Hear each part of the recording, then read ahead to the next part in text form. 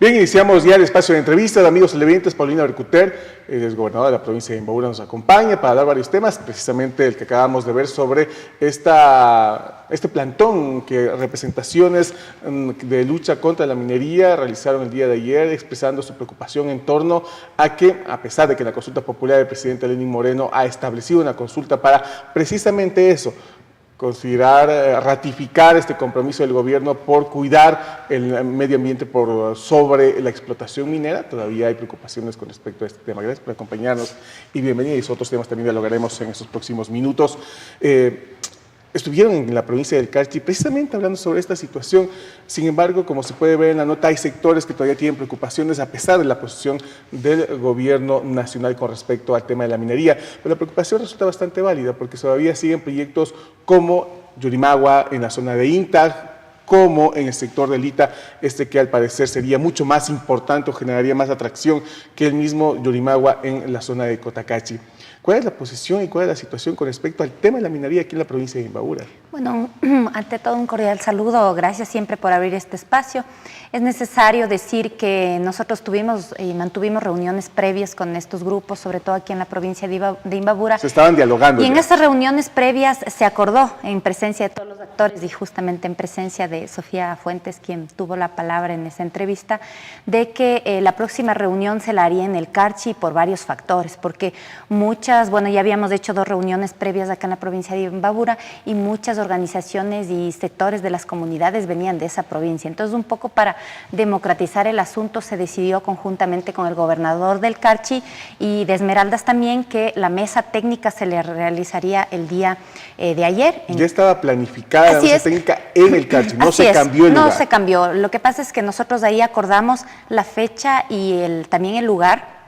Y después la Secretaría de la Política, porque este es un tema zonal, no es solamente Imbabura, ¿no? Es un tema zonal que comprende a la zona 1, es decir, Sucumbíos, Carchi, Esmeraldas e Imbabura. Y en esa medida, pues, la coordinación zonal por el ámbito de su jurisdicción, es decir, las 4 provincias, sería la encargada de hacer las invitaciones. Obviamente nosotros entendemos que existe la preocupación, nosotros también somos ciudadanos, bueno, ahora estamos en este lado, ¿no? En este lado desde el Estado, pero realmente existe una preocupación que es absolutamente válida.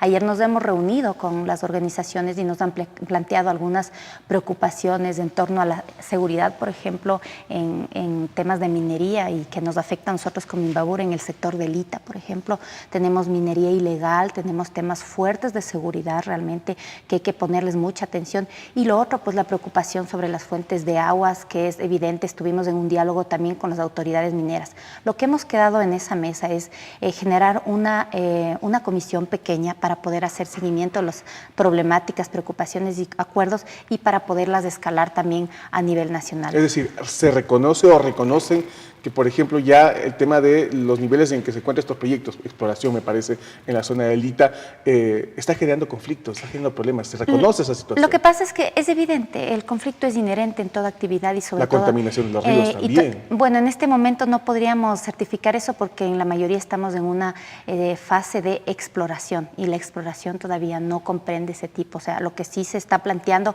es que a futuro, cuando ya se efectúe, quizás en 2, 4 años, digamos, si es que ya se determina que habrá explotación, efectivamente habrá estos impactos ambientales. Ahorita, como digo, la mayoría de proyectos se encuentran en fase de exploración, al menos en la provincia de Imbabura, pero existe una preocupación válida y nosotros como Estado, como autoridades y obviamente en total sintonía al planteamiento de la postura de nuestro presidente, estamos ahí para escuchar. Existe también una preocupación fundamental respecto a los territorios de agua y realmente ahí sí nosotros expresaremos nuestra preocupación como provincia de Imbabura, porque ahí sí es necesario hacer una acción que esté como muy apegada a los derechos que están establecidos en la Constitución, que establecen pues sobre todo una consulta cuando estamos influyendo territorios de pueblos y nacionalidades ancestrales. Y creo que eso viene a colación también nuestra preocupación y nuestra postura política al respecto. Hoy día estamos celebrando pues el 12 de octubre el Día de la Plurinacionalidad e Interculturalidad, pero para nosotros sigue siendo un día de resistencia. Hoy son los 525 años de resistencia del pueblo indígena acá en las Américas, que pues inició toda una suerte, un encuentro entre 2 mundos, ya no diríamos un descubrimiento. Un poco nos preocupa sí que en algunos espacios se sigue pues enseñando a los niños que este fue un descubrimiento de un pueblo hacia el otro con toda esa carga quizás peyorativa que existe cuando se dice que uno le descubre al otro. Más bien hay que plantearnos quién le descubrió a quién, ¿no? Y todo lo que eso desencadenó en términos históricos. Antes de analizar este tema, terminemos con el tema de la minería.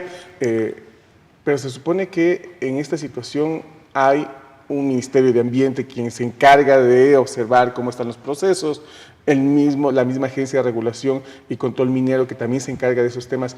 ¿No han dado la información en su contexto? Es decir, se supone que debería haber un seguimiento, informes constantes en torno a cómo avanzan estos procesos, pero resulta que recién muchos temas lo conocen ahora con este tipo de reuniones. O sea, sí hay la información, cada ministerio da su postura. Ellos dicen, nosotros hemos estado socializando, existe también toda una visión técnica al respecto, existe mucha responsabilidad, pero obviamente quizás no existe toda la información que las comunidades o que los activistas requieren. Entonces existe una necesidad de ser mucho más ágiles y mucho más transparentes en la información, y eso han sido uno de los planteamientos que nos han hecho. Esa situación que hay que mejorar el tema de información, de cómo se está controlando los procesos. Es necesario porque lo peor que uno puede hacer es dejar a la gente como en la ambigüedad o en la incomunicación, porque ahí surgen un sinnúmero de supuestos, ¿no? Creo que eso es lo importante y hay que reconocerlo y hay que ir haciendo avances en ese sentido también como Estado. Ahora sí, hablemos del Día de la Interculturalidad. Ya lo destacaba, de alguna manera se ha cambiado este concepto para pasar a ser un día donde se reconoce que ha habido un desarrollo a pesar de la resistencia del pueblo indígena, de este mestizaje que sin embargo se ha logrado mantener y en los últimos tiempos hasta recuperar mucho de la identidad y la cosmovisión del pueblo indígena. Y bajo ese criterio, ¿cómo ve la perspectiva de futuro? Porque claro, hay un pasado muy difícil, con situaciones muy complicadas, con temas que todavía quedan pendientes y heridas que a lo mejor todavía siguen abiertas, pero esto debe proyectar para un futuro. ¿Cómo ven ese futuro? Y sobre todo en un país como este, como el Ecuador, tan diverso. Sí, creo que el hecho de nosotros estar aquí ahora mismo hablando con ustedes, pues da cuenta de ese proceso de cambio y de ese caminar que nosotros hemos tenido. Absolutamente, todos los cambios también a nivel del discurso, a nivel de la nominación de los días han sido producto de esta lucha, del caminar de los movimientos sociales y notablemente el movimiento indígena. Recordemos que en 1950, por decreto presidencial, se determinó el 12 de octubre como Día de la Raza, cuando nosotros sabemos pues que las razas no existen, hay solo una raza que es la raza humana y después pues distintos fenotipos, ¿no? Ya en el gobierno de la Revolución Ciudadana, en el 2011, con Rafael Correa, se hace un salto por decreto presidencial también, se elimina el Día de la Raza y se lo llama pues el Día de la Plurinacionalidad e Interculturalidad, como esa visión, como esas ganas de mirar hacia el presente y el futuro, como en esta relación, ¿no? Esta relación que reconoce la diversidad, pero reconoce también la importancia de generar estos encuentros, de seguir conociéndonos entre todos, ¿no? Creo que eso es lo que todos queremos como ecuatorianos. Quizás el tema más importante es que se están más que conociendo, reconociendo la diversidad y aceptando esa diversidad. Creo que es un momento importante, a pesar de que seguimos todavía como ecuatorianos con algunos prejuicios que son como el resultado de un pasado colonial de muchos siglos. Creo que estamos en un momento donde efectivamente estamos empezando, como usted dice, a reconocernos que somos los mismos a la final. Tantas cosas que nos hacen cercanos, ¿no? La comida, el español que hablamos, un sinnúmero de costumbres. Absolutamente, y creo que en esa medida hay que seguir siempre teniendo estos espacios de conversación para podernos hermanarnos más. Justamente el día de hoy, por ser un día tan trascendental para nosotros en la provincia de Imbabura. Imbabura constituye un hito en todas las luchas históricas, no solamente del Ecuador y de Latinoamérica. Vamos a establecer estamos promoviendo un conversatorio en la gobernación con algunos actores sociales importantes que manejan muy bien el tema sobre el sentido histórico del 12 de octubre. Entonces, más bien invitados a todos para que puedan acompañarnos. Esto es libre, es ciudadano, que puedan acompañarnos en la gobernación de Imbabura, donde estaremos pues poniendo nuestros principales pues pensamientos alrededor de esta fecha. ¿A qué hora va a ser este evento? Esto va a ser a las 2:30 de la tarde en la gobernación de Imbabura. Muy bien. Y finalmente, el día de ayer el presidente de la República hizo público esta serie de medidas al parecer, iniciales dentro de esta intención de recuperar la economía ecuatoriana luego del diagnóstico que refirió, baja en el pago de impuestos, el precio del petróleo bastante bajo, este letargo en lo que se refiere, por ejemplo, a construcción, que es un sector que impulsa la economía nacional. ¿Cómo toman desde la representación del Ejecutivo esta serie de medidas y sobre todo si realmente desde el gobierno que usted representa consideran que va a haber un impacto positivo, que es algo importante, sobre todo en zonas deprimidas como por ejemplo la provincia de Imbabura? Efectivamente, nosotros creemos que las medidas que se anunciaron ayer por nuestro presidente están alineadas mucho al plan de gobierno que nosotros presentamos en campaña y también a nuestro direccionamiento ideológico. Para nosotros es fundamental, y el presidente lo ha vuelto a decir, realmente cuando se toman medidas económicas es necesario precautelar a los sectores más deprimidos. Nosotros no somos un gobierno que va a dictaminar medidas que vayan en contra de los sectores populares. Eso creo que es, hay que decirlo de cajón. Efectivamente, nosotros conocemos por datos de que existe un gran impacto en el sector de la construcción, que es un sector muy dinámico en nuestro país, que ha sido un sector muy dinámico, y en esa medida también es por eso que se está planteando el tema de la consulta popular, para que la ciudadanía un poco pueda colocar su voz, su decisión alrededor de la ley de la plusvalía. Y precisamente en ese aspecto, que es uno de los pilares que están apoyando un poco esta intención de redireccionar el desarrollo económico del país. ¿Cómo están trabajando ustedes para socializar el tema de la consulta popular? Ayer dialogábamos, por ejemplo, como representante de un colectivo que organizaba un taller para analizar estos temas, y la percepción es que si bien la gente conoce, la ciudadanía empieza a conocer los temas de la pregunta, y muchos, la mayoría creo están de acuerdo, sin embargo falta profundizar sobre los niveles de impacto que tendrían las preguntas, cada una de ellas. ¿Cómo están haciendo? ¿Qué están haciendo para precisamente generar esa convicción ciudadana en torno a la importancia de esta consulta?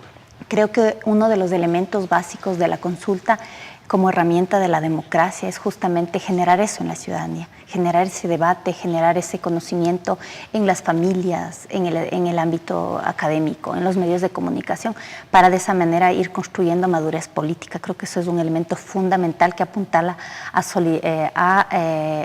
solidificar nuestra democracia, ¿no?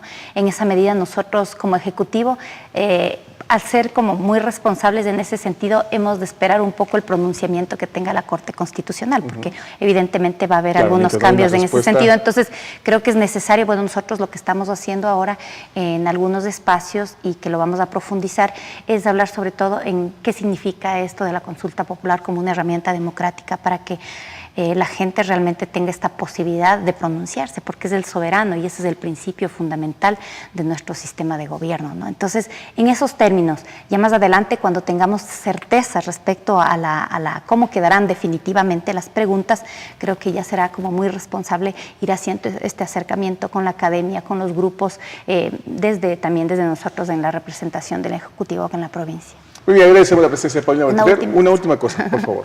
Ya, solamente quería comentarles que a toda la ciudadanía y a los medios de comunicación que el día sábado pues estaré viajando al País Vasco, siempre en la mira de un poco fortalecer la política pública acá en la provincia de Imbabura. Para nosotros es muy importante, y eso lo ha ratificado el presidente Lenín Moreno, pero en este caso para mí, como la primera gobernadora quichua de la provincia de Imbabura, ratificar la política pública para poder ir alcanzando mayores niveles en la construcción del Estado intercultural y plurinacional. En ese sentido, pues estaremos asistiendo como delegación de la presidencia, pues estaremos asistiendo a una formación sobre fortalecimiento lingüístico en el País Vasco. Ustedes conocen todo el tema del País Vasco porque estamos trabajando mesas de interculturalidad acá en la provincia de Imbabura, sobre todo con el Ministerio de Educación. Suerte entonces en ese viaje. Agradecemos a Paulina Bercuter, gobernadora de la provincia de Imbabura, dialogando esta mañana aquí en Café Noticias. Una nueva pausa, seguimos con más.